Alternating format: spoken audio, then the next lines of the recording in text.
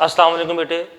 Unit number 5 जिसका नाम है फैक्टराइजेशन, हमने इसका आगाज़ किया हुआ था और आज इसी चैप्टर की हम एक्सरसाइज 5.2 करेंगे। कल हमने बेटे 5.2 एक्सरसाइज का क्वेश्चन नंबर 1 जो है वो सॉल्व किया था और उम्मीद है कि आप लोगों ने उन क्वेश्चन की जो करवाए थे अच्छे तरीके से प्रैक्टिस कर ली होगी और MCQs की तौर पे भी उसको आपने जो है वो आपने शीट तैयार कर ली होगी जिसमें MCQs आप टाइप में उस क्वेश्चन को लिखते गए होंगे। तो बेटे हम स्टार्ट करते हैं। आज जो है क्वेश्चन नंबर 2 सॉल्व करेंगे और देखेंगे कि जो हमारे पास गिवन इक्वेशन हम उसको किस तरीके से फैक्टराइज करते हैं।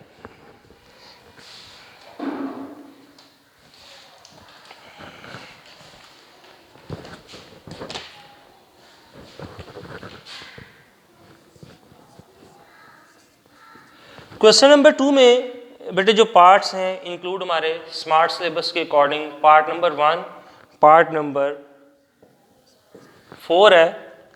तो पार्ट नंबर 1 सॉल्व करते हैं।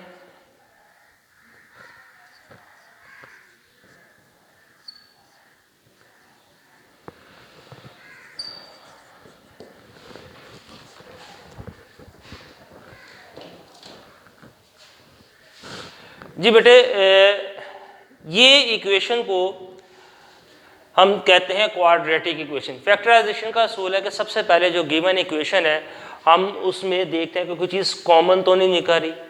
ठीक है, इस तीनों वैल्यूज़ में से कोई चीज़ भी जो है वैल्यू जो है वो कॉमन नहीं निकल रही। जब कॉमन ना निकल रही हो तो 3 वैल्यूज़ हैं, तो हमने देखा था उसको क्लोज करने के लिए हमने फार्मूले पढ़े थे, जिस a plus B whole square A square plus 2ab into B square a minus B whole square A square minus 2ab plus B square.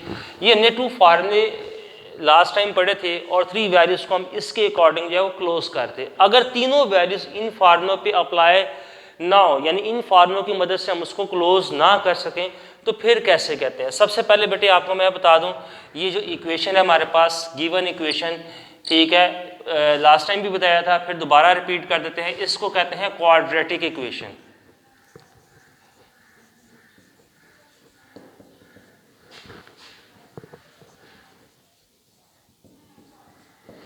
ठीक है, क्या कहते हैं इसको, क्वाड्रेटिक इक्वेशन। क्यों कहा जाता है कि इसमें x की पावर ज़्यादा से ज़्यादा क्या है, स्क्वायर है।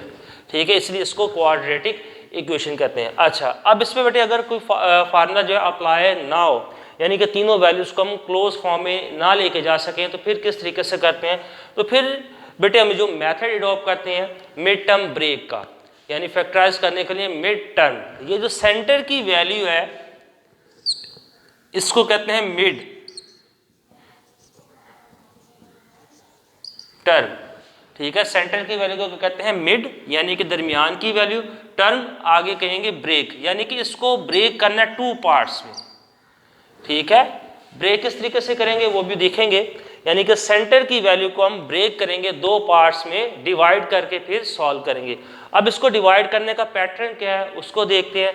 सबसे पहले आपने करना क्या है, ये एक्स स्क्वेयर के साथ जो कोफिशिएंट होगा, अगर इसके साथ कुछ नहीं है तो 1 मौजूद है। ठीक है, एक्स स्क्वेयर के जो कोफिशिएंट है इसको आपने कांस्टेंट वैल्यूज के साथ मल्टीप्लाई करना है। ये जी मैंने सर्कल बेटे ड्रॉ कर दिया समझाने के लिए।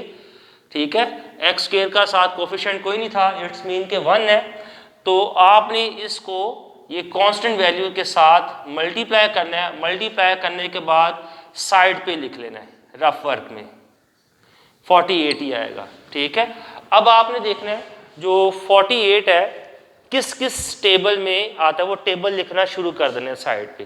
ठीक है, यानी 48 सबसे पहले आपने क्या करना है, एक्स स्क्वेयर के साथ जो इसका कोफिशिएंट होगा 1, इसको आपने मल्टीप्लाई कर देना है 48 के साथ। अगर ना पता चले एक्स स्क्वेयर को ही मल्टीप्लाई कर दें 48 के साथ। ठीक है, तो वो साइड पे लिखने। अब इसके आपने बेटे फैक्टर बनाने हैं। जैसे 2 के टेबल में जाता है 2 multiply by 24, 3 multiply by 16, 4 multiply by 12 और उसके बाद 5 में नहीं जाता, 6 में जाता, 6 मल्टीप्लाई बाय 8, 7 में नहीं जाता, 8 में आता, वो लिखा गया, 9 में नहीं है तो मैंने यहाँ तक बेटे फैक्टर लिख लिए अब इसके, जितनी ज़रूरत पड़ेगी आगे मज़ीद लिखेंगे। ये अब हमने इसकी जो देखे हैं 48 को मल्टीप्लाई किया, 48 को एक्स स्क्वायर के कोफिशिएंट के साथ मल्टीप्लाई किया, 48 आया। इसके मैंने साइड पे फैक्टर्स लिख लिए, किस किस टेबल में ये 48 आता है। जैसे 2 के टेबल में आता था, कहाँ पे आता है, 2 multiply by 24, 3 multiply by 16, 4 multiply by 12, 6 multiply by 8। ये फैक्टर्स जो हैं मैंने साइड पे राइट कर लिए हैं।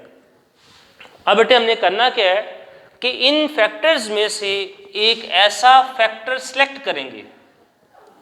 ये जो मैंने फैक्टर्स देखे हैं, इन फैक्टर्स में से एक ऐसा फैक्टर सेलेक्ट करेंगे जिसको प्लस प्लस करने से आंसर हमारा क्या आना चाहिए, +14। ठीक है, आंसर हमारा क्या है, +14 आना चाहिए। ठीक है, इन वैल्यूज में फैक्टर में से एक ऐसा पेयर सेलेक्ट करना है। ठीक है, ये जो आपके पास मैंने गिवन पेयर्स लिखे हैं, ठीक है, इनमें से एक ऐसा पेयर सेलेक्ट करना है जिसको प्लस प्लस करके देखना है, प्लस माइनस या माइनस प्लस और माइनस माइनस करके देखना है कि हमारा आंसर जो है वो क्या आना चाहिए, +14 आना चाहिए। तो स्टार्ट करते हैं बेटे। अगर इसको हम करें, ऐड करें, ठीक है, प्लस प्लस प्लस जो होता है साइन प्लस का आएगा, माइनस माइनस भी प्लस होता है तो साइन माइनस का ही आता है। ये तो आपको पता है सिंप्लीफायर में प्लस माइनस करें तो माइनस आता है, लेकिन साइन जो है बेटे बड़ी वैल्यू का आएगा। अगर हम प्लस करके देखें तो आंसर आ जाएगा 26, माइनस करें तो 20 आता है, ये सिलेक्ट नहीं होता। दूसरा करें, प्लस करें तो ये बेटे 19 और माइनस करें 13, ये भी नहीं आता, हमें +14 लाना है। इसको करें 16, प्लस करने से आता है और माइनस करने से 8, ये भी नहीं सिलेक्ट होता। इसको अगर हम करें तो ये प्लस करने से ये हमारा 14 आंसर आ जाता है। इसका मतलब है 6 और 8 जो है ये हमारा सिलेक्ट हो जाएगा। ठीक है, हमने क्या लिखा है, +14, इट्स मीन +14 लाना है। तो दोनों वैल्यूज को प्लस करने से 14 आया, तो दोनों के साथ यानी कि +6 + 8 = +14 आता है। ये हमने जो है पेयर सेलेक्ट कर लिया। आपने ये साइन जो है बेटे वैसे तो देख के पता चल जाएगा, ना पता चले तो कैलकुलेटर जो आप यूज़ कर सकते हैं, वहाँ पे आपने देख लेना है कि किन पेयर्स को प्लस करने से हमारा आंसर +14 आना चाहिए। साइन का बेटे ख्याल करना है, दोनों वैल्यूज के साथ जो साइन बेटे प्लस आएंगे। अब मैंने कहा मिड टर्म ब्रेक की बात की, इसको 2 हिस्सों में डिवाइड करना है, तो वो पेयर हमें जो है वो मिल गए 6 और 8। यहाँ पे राइट कर देंगे x² प्लस, अब ये जो आपने पेयर्स लिखे हैं 6 के साथ भी x लिख देना है क्योंकि 14 के साथ x है, 6 के साथ भी x और 8 के साथ भी आपने x जो है वो राइट करना है। अब इसके बाद आपने ये देखें 4 वैल्यूज हो जाएंगी, यानी कि इसकी आपने मिड टर्म, मैंने बताया था कि सेंटर की वैल्यू को मिड टर्म और क्या करना है, इसको ब्रेक करना है, हमने 2 हिस्सों में डिवाइड करना है। वो हमने 2 पार्ट्स में डिवाइड कर दिया। आपने फर्स्ट 2 में से कॉमन निकालना है और सेकंड 2 वैल्यूज में से कॉमन निकालना है। फर्स्ट 2 में से बेटे कॉमन निकालेंगे, ये आ जाएगा हमारे पास x आ जाएगा, अंदर बच जाएगा x + 6। अब नेक्स्ट में से देखें कॉमन निकालना है, प्लस साइन एक कॉमन निकलेगा और साथ में देखें 8 जो है वो कॉमन निकलेगा, अंदर क्या बचेगा, x + 6। जब फैक्टराइजेशन करेंगे तो इसका हमें कैसे पता चलेगा कि हमारी जो फैक्टराइजेशन है बिल्कुल ठीक ही, उसका बेटे हमें ये ब्रैकेट और वैल्यू से पता चलेगा। जो आपने 2 वैल्यूज में से कॉमन निकाली यानी कि ब्रैकेट में फर्स्ट ब्रैकेट में आ गया x + 6, तो सेकंड ब्रैकेट में भी x + 6 ही आना चाहिए। ठीक है, जो फर्स्ट ब्रैकेट में वैल्यूज और साइन होंगे वही साइन आपके सेकंड ब्रैकेट में भी होने चाहिए। अगर ये दोनों ब्रैकेट्स में वैल्यूज और साइन सेम हो तो इसका मतलब आपकी फैक्टराइजेशन जो है बिल्कुल ठीक हुई। ठीक है, तो इसका मतलब क्या, फैक्टराइजेशन क्या है, आपकी क्या ये ठीक हुई है। अगर जो है ब्रैकेट में वैल्यूज तो सेम हो, साइन सेम ना हो, तो इसका मतलब है आपने जो है कहीं ना कहीं मिस्टेक कर दिया। ठीक है, तो फैक्टराइजेशन की हमें कैसे पता चलेगा ठीक होगा कि ब्रैकेट में वैल्यूज और साइन जो है ये बिल्कुल सेम होने चाहिए। तो इससे पता चल जाएगा हमारी जो फैक्टराइजेशन है बिल्कुल क्या ही ठीक हुई। अब इसमें से आपने करना क्या है, जो सेम है ब्रैकेट वाली वैल्यूज हैं इसको 1 टाइम राइट करेंगे, और जो बाहर वाली वैल्यूज हैं यानी x है और +8 है इसको आपने बेटे ब्रैकेट में लिख लेना है। तो यही हमारी क्या आ जाएगी, आंसर आ जाएगा। ठीक है, अगर आप इन दो फैक्टर्स को दोबारा मल्टीप्लाई करेंगे तो आपके पास यही इक्वेशन आ जाएगी अगेन। ठीक है, तो जैसे मैंने आपको डेफिनेशन बेटे करवाई थी उसमें बताया था कि जो हमारे पास गिवन इक्वेशन होती है हम उसको फैक्टर्स में कन्वर्ट कर देते हैं, और जो फैक्टर्स होते हैं वो प्रोडक्ट की फॉर्म में होते हैं। ये देखिए बेटे मैंने बताया था क्वाड्रेटिक इक्वेशन, क्वाड्रेटिक इक्वेशन का भी मैंने बताया था जिसमें x की पावर स्क्वायर होती है, इसकी हमने फैक्टराइजेशन की तो x की पावर स्क्वायर था, जिसका मतलब हमारे पास जो फैक्टर आए हैं वो भी कितने हैं, 2 ही आए हैं। अगर x की पावर क्यूब होती तो हमारे पास यहाँ पे नीचे फैक्टर हैं वो कितने आने चाहिए थे, 3 आने चाहिए थे।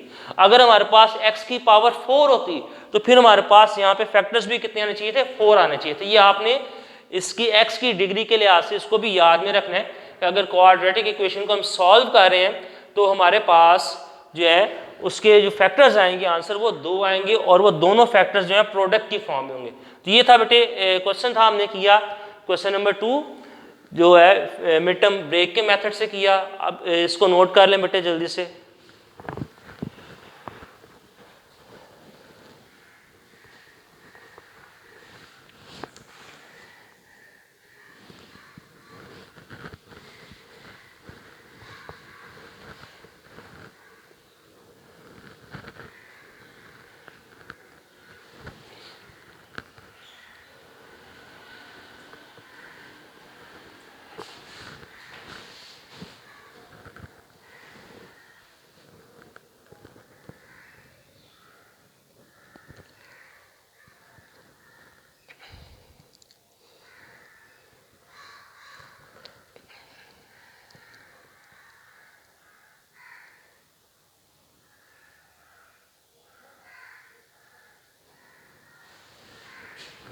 जी बेटे नोट कर लिया होगा, रेस्ट करते हैं, आगे कंटिन्यू करते हैं।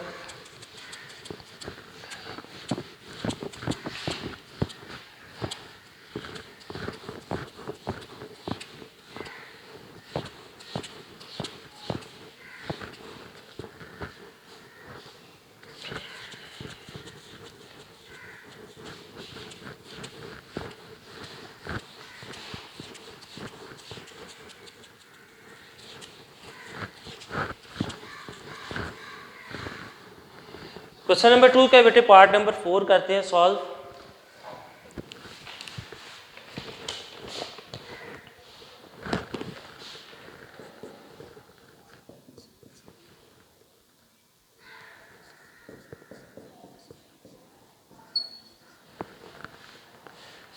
जी बेटे ये हमारे पास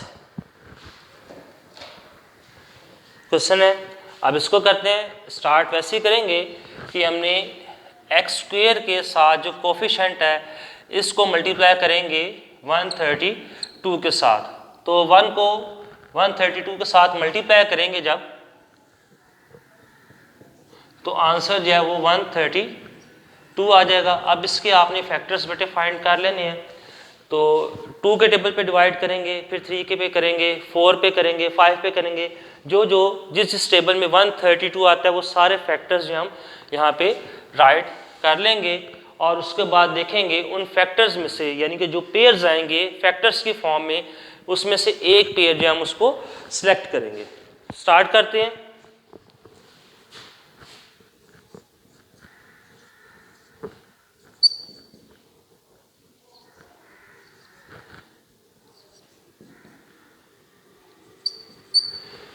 ये 3 फैक्टर लिखे हैं, 2 के टेबल में आया, 3 के टेबल में, 4 के टेबल में, 5 में नहीं जाता। फिर इसी तरीके से हम बाकी देखेंगे 6 में और 11 में।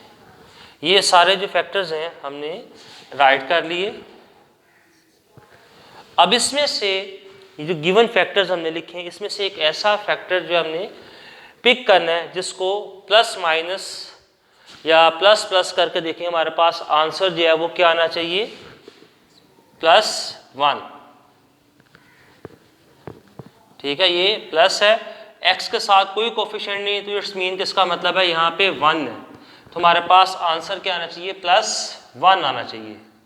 ठीक है, हमने क्या करना है, साइन जो देखने हैं प्लस प्लस करके देखना है, माइनस माइनस भी प्लस होता है, प्लस माइनस करके देखना है कि आंसर हमारे पास क्या आना चाहिए, +1 आना चाहिए। इन फैक्टर्स में से एक ऐसा फैक्टर जो है बेटे सिलेक्ट करना है जिसको सिंप्लीफाई करें तो आंसर हमारे पास +1 जो है वो आना चाहिए। तो स्टार्ट करते हैं बेटे, इसको देखें, ये देख ही पता चल रहा है, ये सिलेक्ट नहीं होता, ये भी नहीं होगा, ये लास्ट जो है इसको देख लेते हैं। अब इसके साथ आपने डिसाइड करना है कि किसके साथ प्लस का साइन, किसके साथ माइनस का साइन आना चाहिए। अगर बेटे मैं यहाँ पे लगाऊँ -11 + 12 करूँ, ठीक है, तो या +12 करूँ तो आंसर आएगा मेरे पास +1। ठीक है, ये आप कैलकुलेटर पर इसको कर सकते हैं, लेकिन अगर आप ऐसे कर दें कि -12 + 11 करें तो आंसर आता है -11। ठीक है, हमने क्या लेके आना है, +1 लेके आना है। ठीक है, -12 और +11 करें तो आंसर क्या आता है, -11 आता है। हमें क्या चाहिए, +1 चाहिए, यानी कि -11 करें +12 करें तो आंसर आता है हमारे पास +1। तो इसका मतलब है कि ये जो ऊपर जो मैंने साइन लिखे थे वैल्यूज के साथ, ये बिल्कुल ठीक लिखे थे, ये सिलेक्ट होंगे। तो आपने अब बेटे इस तरीके से चेक कर लेना साइड पे रफ वर्क में, ये आपका जो प्रोसीजर है रफ वर्क में है, और जब प्रैक्टिस कर लेंगे आपको वैसे ही पता चल जाएगा कि किस वैल्यू के साथ कौन सा साइन आएगा। तो बेटे यहाँ पे लिख लेते हैं x², इसको ब्रेक करना था, 2 में डिवाइड करना था, तो फिर हमें पता चल गए। यहाँ पे लिखेंगे +12, 12 के साथ भी x आ जाएगा और 11 के साथ भी x आ जाएगा, -11x -32। अब फर्स्ट वैल्यू में से आपने कॉमन निकालना है, तो यहाँ से बेटे जो कॉमन निकलेगा वो x निकलेगा, अंदर बच जाएगा x + 12। आगे जो है ब्रैकेट में जो वैल्यूज हैं इसी को लेके आना, एक तो साइन कॉमन निकालेंगे और एक वैल्यू कॉमन निकालेंगे। तो यहाँ पे देखें बेटे, अगर वैल्यू की बात करें तो 11 जो है वो कॉमन निकलेगा, यहाँ पे x बचेगा और यहाँ पे आ जाएगा 12। ठीक है, अब साइन जो है दोनों वैल्यूज के साथ साइन क्या होना चाहिए, प्लस के। यहाँ पे देखें दोनों वैल्यूज के साथ साइन प्लस है और इन दोनों वैल्यूज के साथ जो साइन है माइनस है। इसका मतलब है हम माइनस का साइन कॉमन निकालेंगे तो अंदर दोनों वैल्यूज के साथ जो साइन है वो क्या आ जाएंगे, प्लस हो जाएंगे। x के साथ भी प्लस हो जाएगा और 12 के साथ भी क्या आ जाएगा, साइन जो है वो प्लस हो जाएगा। इस तरीके से आपने माइनस का साइन कॉमन निकाल कर देख लेना है कि आपने ब्रैकेट में जो वैल्यूज है उसके साथ जो साइन है वो बिल्कुल सेम टू सेम आने चाहिए। तो बेटे ये देखें ब्रैकेट में वैल्यूज और साइन सेम आ गए, इसको हम राइट करेंगे, यानी कि जो ब्रैकेट वाली वैल्यूज हैं इसको 1 टाइम लिखेंगे और जो ब्रैकेट के बाहर वैल्यूज हैं इसको ब्रैकेट के अंदर लिख लेंगे। तो ये हमारा जो है फैक्टराइजेशन होगी। अगर आप इन फैक्टर्स को अगेन मल्टीप्लाई करेंगे तो फिर आपके पास यही इक्वेशन आ जाएगी दोबारा। तो ये था बेटे, इसको नोट कर लें जल्दी से।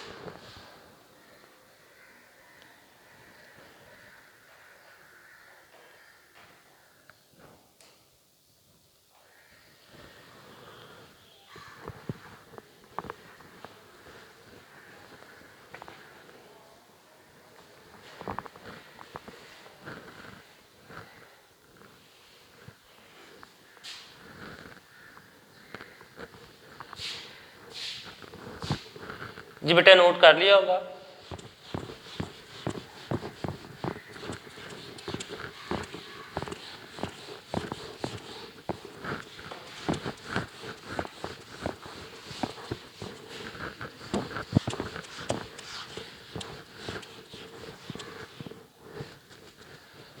जी बेटा क्वेश्चन नंबर 3 सॉल्व करते हैं आप। क्वेश्चन नंबर 3 भी बिल्कुल सेम टू सेम इसी पैटर्न पे सॉल्व होंगे जैसे हमने क्वेश्चन नंबर 2 सॉल्व किया। क्वेश्चन नंबर 3 में से पार्ट नंबर 4 और 5 है। फिर पार्ट बेटे देख लें।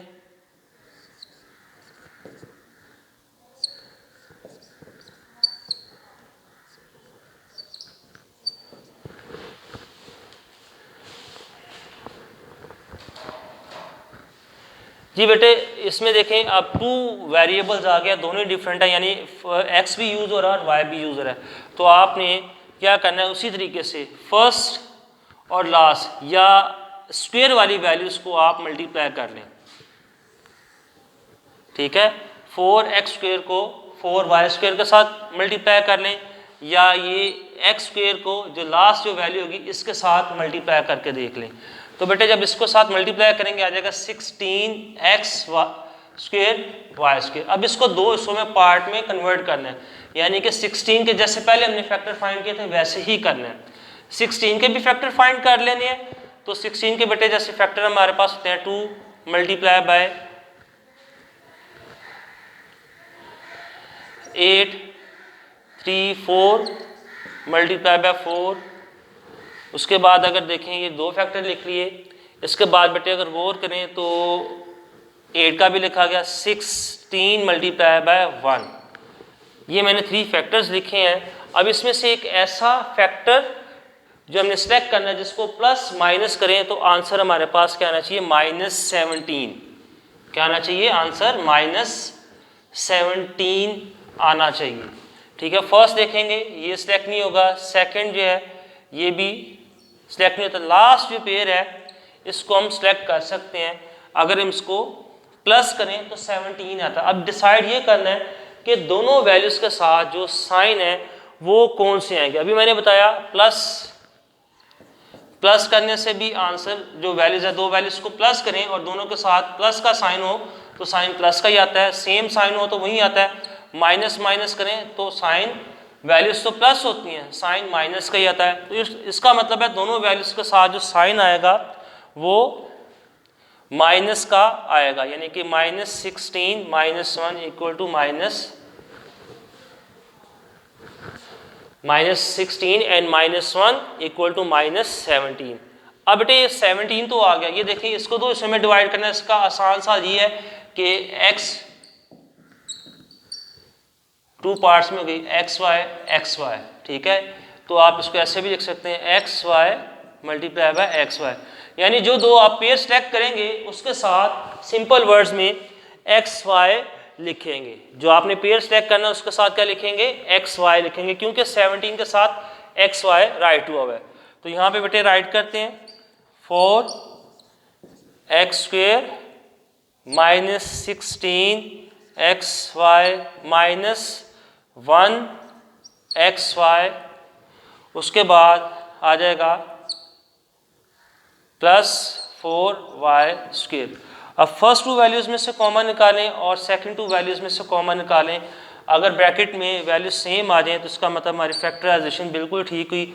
यहाँ से बेटे वैल्यू की बात करें तो 4 कॉमन निकल रहा है और साथ x कॉमन निकल रहा है, तो अंदर क्या बच जाएगा, x -4y। आगे अब यहीं जो फर्स्ट ब्रैकेट में आया वही सेकंड ब्रैकेट में आना चाहिए। तो बेटे देखिए फर्स्ट वैल्यू के साथ माइनस है और सेकंड वैल्यू के साथ प्लस है। यहाँ पे देखिए फर्स्ट वैल्यू के साथ प्लस है, सेकंड वैल्यू के साथ माइनस है। तो इट्स मीन यहाँ पे से हमने जो साइन कॉमन निकालेंगे, माइनस का साइन कॉमन निकालेंगे तो ये वैल्यू प्लस में हो जाएगी और ये वैल्यू किस में चेंज हो जाएगी, माइनस में। और इसमें से कॉमन क्या निकलेगा, y। ठीक है, y जो है वो कॉमन निकलेगा। तो यहाँ पे हम लिख सकते हैं x -4y, यानी एक जो y था वो कॉमन निकाल लिया। ठीक है, 1 लिखें, लिखा रहने तो खैर है, ना लिखें तो अभी उसमें कोई नहीं होता, जिसके साथ कुछ नहीं होता उसके साथ 1 मौजूद होता है। अच्छा अभी देखिए ब्रैकेट में वैल्यूज और साइन सेम आ गई, इसका मतलब हमारी फैक्टराइजेशन जब बिल्कुल ठीक होगी। ब्रैकेट वाली वैल्यूज को हम 1 टाइम लिखेंगे और बाहर जो वैल्यूज हैं इसको हम ब्रैकेट में राइट कर लेंगे। तो यही हमारा बेटे इसका क्या आ जाएगा, आंसर आएगा। अगर आप इनको दोबारा मल्टीप्लाई करेंगे तो यही आपके पास आंसर अगेन आ जाएगा। जी बेटा नोट कर लें।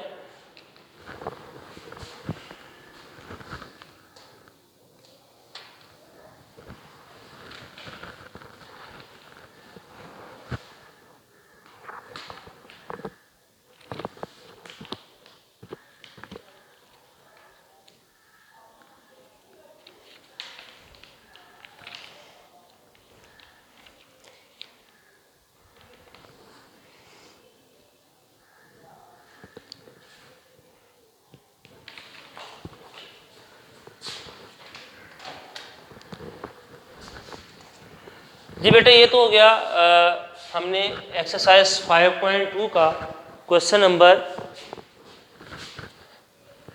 2 और 3 जो है सॉल्व किया। अब एमसीक्यूज में ये आएंगे तो किस तरह से आएंगे,